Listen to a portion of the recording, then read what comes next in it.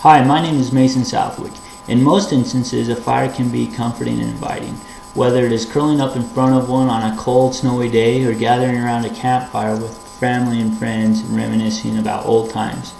When contained, a fire can bring comfort, but in some instances, a fire can be dangerous when it's running uncontrolled over mountainsides, burning everything in its path, leaving nothing behind but ashes. Gone are the green leaves and beautiful wildflowers, and left instead are charred skeletons of tree trunks and black scars on the ground where flowers and greenery once spread their roots. As terrible as the second form of fire may seem, good can come from it. In just a short time, new growth is seen sprouting through the ashes, growth that wouldn't have been possible without the fire. The area becomes more beautiful and stronger than it was before, a feat that would have been impossible without the fire's influence.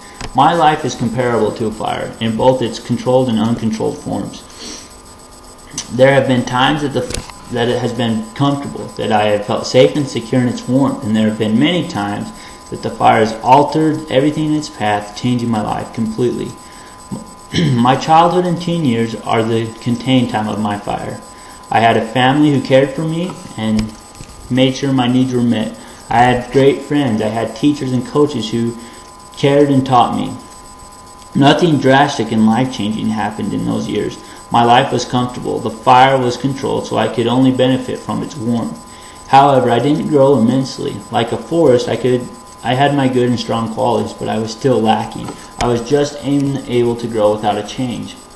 It was after I graduated high school that the fire started getting out of control. I got a job working as a firefighter for the Forest Service. I moved away from home and quickly learned what it was like to live without my parents' care. Each event added the change, but the turning point of the wildfire in my life was serving an LDS mission.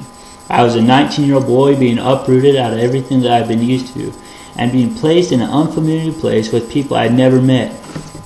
For 2 years, I had to learn to make new friends, share my religion, and spend every waking moment of my days serving people I didn't know. It was a huge change from my previous life.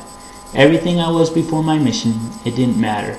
In a sense, I was being burned and being built completely back up into a man stronger and better than the man I was before.